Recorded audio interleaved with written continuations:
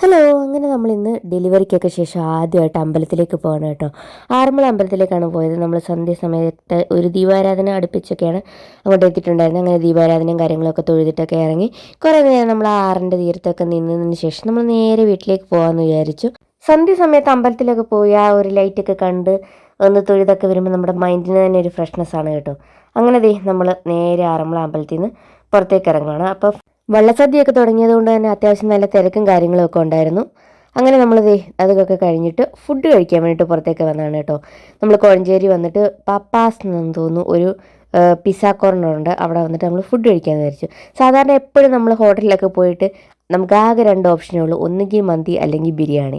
അപ്പോൾ അതിൽ നിന്നൊരു വ്യത്യസ്തമാണെന്ന് വിചാരിച്ചിട്ട് നമ്മൾ ഇത്തവണ അതൊന്നും കിട്ടാത്തൊരു ഷോപ്പിലേക്ക് വന്നിരിക്കുകയാണ് കേട്ടോ. നമ്മളൊരു ഹോട്ടലിൽ പോയി കഴിഞ്ഞ് കഴിഞ്ഞാൽ എത്ര നമ്മൾ പ്ലാൻ ചെയ്ത് പോയി കഴിഞ്ഞ് കഴിഞ്ഞാലും അവസാനം കയറി മന്തിയിൽ പിടിക്കും അല്ലെങ്കിൽ ബിരിയാണിയിൽ പിടിക്കും.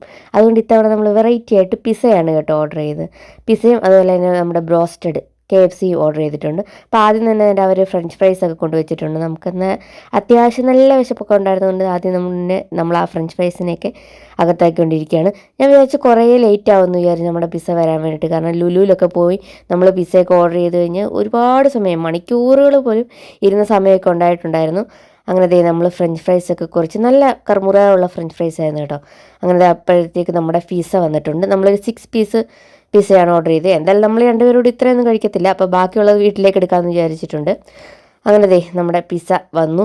പിസ്സയ്ക്ക് എന്തോ ഒരു മഷ്റൂം പിസ്സയാണ് കേട്ടോ നമ്മൾ ഓർഡർ ചെയ്തത്. ചീസി മഷ്റൂം പിസ്സ അങ്ങനെ എന്തോ ആണ് ഓർഡർ ചെയ്തത്, പേര് മറന്നുപോയി. അങ്ങനെ നമ്മളിങ്ങനെ എടുക്കുമ്പോൾ ഇങ്ങനെ ചീസ് ഇങ്ങനെ വലിഞ്ഞ് വരില്ല, ഞാൻ അതായിരുന്നു എക്സ്പെക്റ്റ് ചെയ്തത്. പക്ഷേ അത്രയും ചീസ് ഉണ്ടായിരുന്നില്ല കേട്ടോ, ചീസ് വളരെ കുറവായിരുന്നു. ബാക്കി ഓവറോൾ നമ്മുടെ ടേസ്റ്റൊക്കെ നല്ല അടിപൊളിയായിരുന്നു. നമ്മുടെ KFC വന്നിട്ടുണ്ട്, അതിൻ്റെ കൂടെ 2 ബണ്ണും വന്നിട്ടുണ്ട്. അങ്ങനെ നമ്മൾ പിസ്സ കഴിച്ചു. അത് ഓവറോൾ ടേസ്റ്റൊക്കെ വളരെ നല്ലതായിരുന്നു കേട്ടോ.